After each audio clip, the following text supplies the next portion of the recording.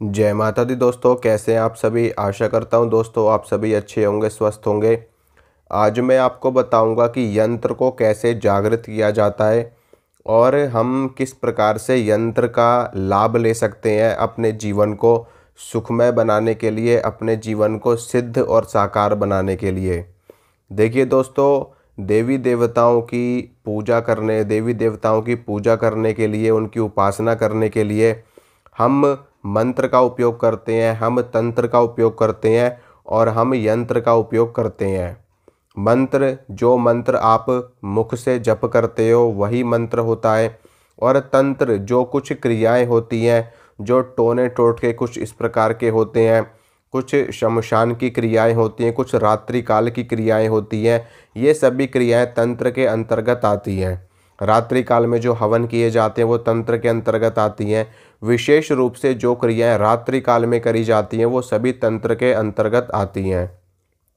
इसी प्रकार से मंत्र क्या होता है कि मंत्र देवी देवताओं का शाब्दिक स्वरूप होता है। इसी प्रकार से यंत्र भी देवी देवताओं का एक तरीके से हम ये कह सकते हैं कि देवी देवताओं की ज्योमेट्रिकल फॉर्म होती है यंत्र। यानी कि यंत्र में आपने देखा होगा कि त्रिकोण होता है, षटकोण होता है और स्क्वायर होता है उसमें, और उसमें बीच बीच में मंत्र लिखे होते हैं, कुछ बीज मंत्र लिखे होते हैं। जैसे कि आपने जो नवारण मंत्र का जो यंत्र देखा होगा उसमें बीच में एंग लिखा होता है, कहीं पे ह्रिंग लिखा होता है, कहीं पे क्लिंग लिखा होता है, कहीं पे चामुंडाई लिखा होता है।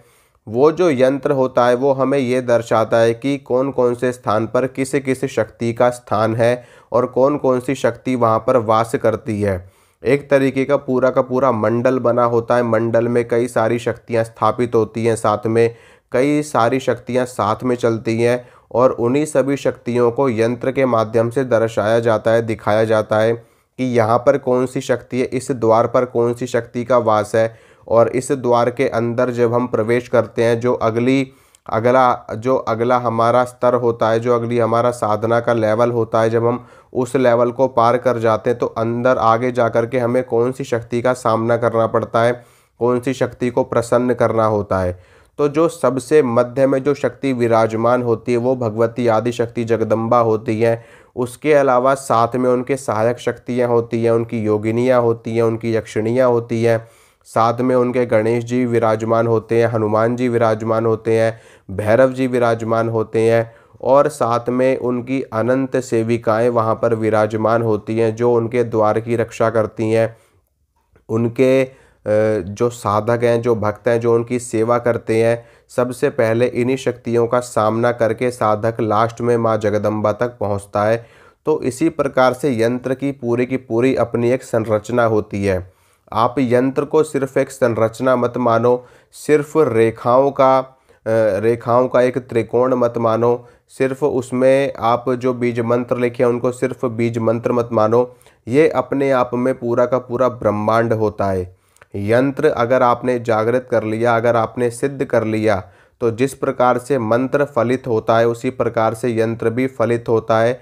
जिस प्रकार से मंत्र सिद्ध होने पर देवी देवताओं को सिद्ध माना जाता है, उसी प्रकार से यंत्र के सिद्ध हो जाने पर उस शक्ति को भी सिद्ध माना जाता है।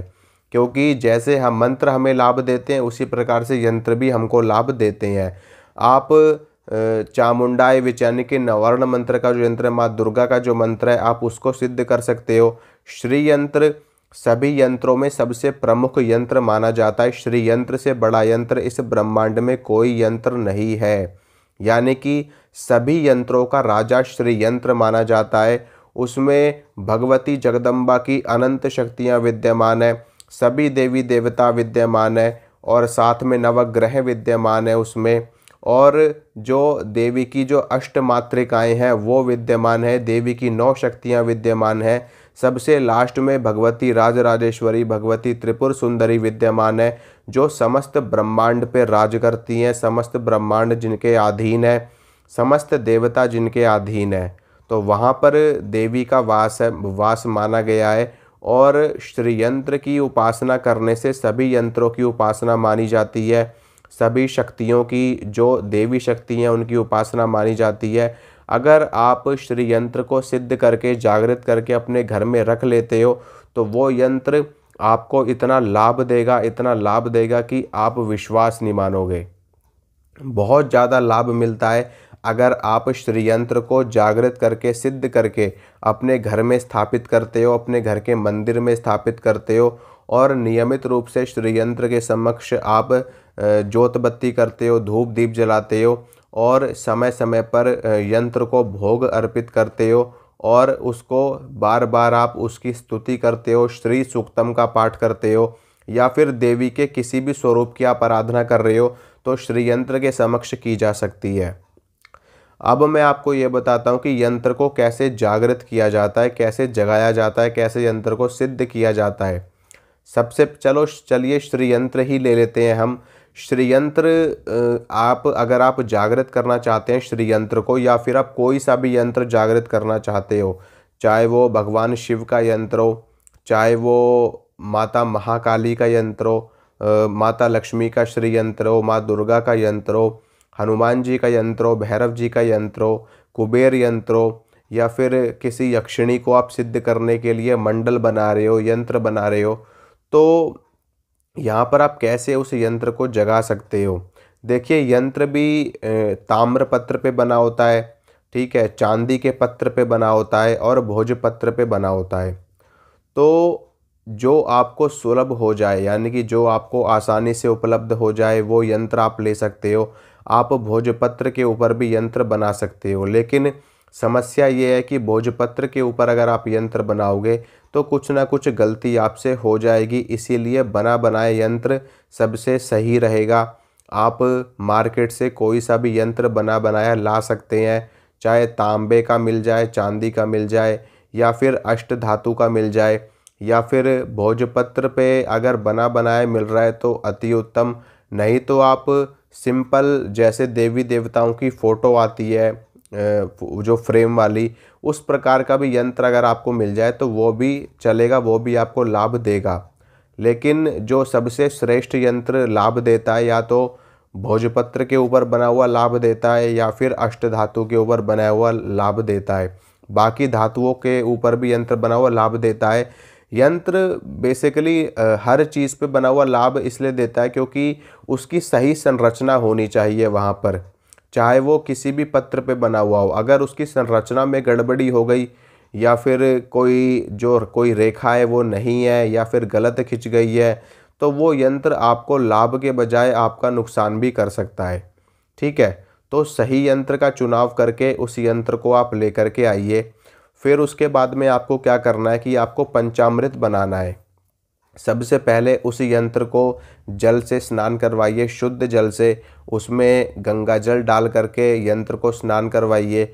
उसके बाद में फिर पंचामृत से यंत्र को स्नान करवाइए, फिर उसके बाद में दोबारा से शुद्ध जल से स्नान करवाइए।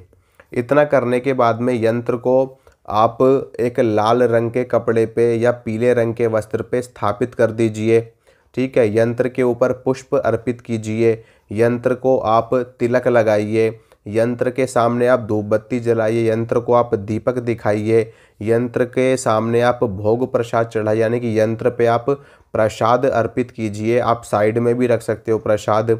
ये सभी क्रियाएं करने के बाद में जिस शक्ति का यंत्र आप जागृत कर रहे हो, सिद्ध कर रहे हो, उस शक्ति के मंत्र का आपको 11 माला जाप करना है।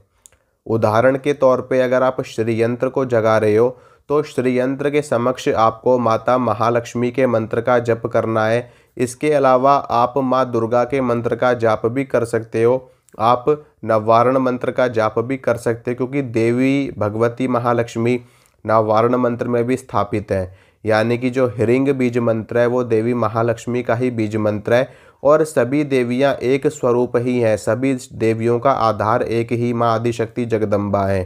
तो श्री यंत्र के सामने आप नववारण मंत्र का जाप भी कर सकते हो और देवी महालक्ष्मी के मंत्र का जाप कर सकते हो। अगर ये भी आपको ना पता हो तो श्रीम श्रीम श्रीम का आप जप कर सकते हो, श्रींग श्रींग श्रींग का आप जप कर सकते हो और ओम श्रीम श्रीयाय नमः इस प्रकार से आप मंत्र बोल सकते हो। और भी देवी महालक्ष्मी के मंत्र मैंने अपनी कई वीडियोस में बता रखे हैं, उनमें से आप किसी भी मंत्र का जाप कर सकते हो। शाबर मंत्र को छोड़ करके, ठीक है, शाबर मंत्र को छोड़ करके आप जो वैदिक मंत्र हैं, जो तांत्रिक मंत्र हैं, देवी कमला के मंत्र का आप जप कर सकते हो। और 11 माला आपको मंत्र जाप करना है। उसके बाद में यंत्र को आप पूजा घर में ही स्थापित कर दोगे, ठीक है। उसके बाद में आपको डेली सुबह शाम यंत्र के समक्ष जोत बत्ती करनी है, धूप दीप जलाना है यंत्र के सामने, और रोज आपको एक बार भोग प्रसाद जरूर चढ़ाना है यंत्र को। उसके बाद में ये क्रिया आपको लगातार कम से कम 21 दिनों तक करनी है। वैसे तो 41 दिन का पूरा प्रोसीजर होता है, पूरा का पूरा जो सिद्धि का विधान है वो 41 दिन का माना गया है, लेकिन फिर भी कम से कम 21 दिन तो आपको करना ही करना है ये क्रिया, नियमित रूप से रोज 11 माला का जप। और आपको रोज पंचामृत से स्नान नहीं करवाना है, ना ही आपको रोज शुद्ध जल से स्नान करवाना है। सिर्फ ये आप क्रिया आपको पहले दिन करनी है। उसके बाद में रोज आपको धूप दीप जलाना है, पुष्प अर्पित करने, तिलक लगाना है। इतनी क्रिया आपको प्रतिदिन करनी है और 11 माला मंत्र का जप करना है। 21 दिनों तक आप ये क्रिया करोगे तो आपका यंत्र जागृत हो जाएगा, सिद्ध हो जाएगा। फिर उसके बाद में उस यंत्र को आप अपने घर के जो पूजा घर है आपका, उसी में आप स्थापित करके हमेशा के लिए वहीं पर छोड़ दो, और फिर उस यंत्र का लाभ मिलना आपको शुरू हो जाएगा।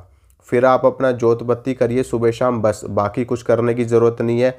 सिर्फ सप्ताह में एक दिन आप प्रसाद चढ़ा दीजिए जो भी आपके इष्ट देवता हैं उनको, इतने से ही बाकी यंत्र का लाभ आपको मिलना शुरू हो जाएगा, ठीक है। तो ये चीज़ करिए और माँ भगवती जगदम्बा आपका कल्याण करे, आपका मंगल करे। इसी तरह की जानकारी मैं आपको देता रहूँगा। मिलूँगा आप सभी से अगली वीडियो में। जय माता रानी की।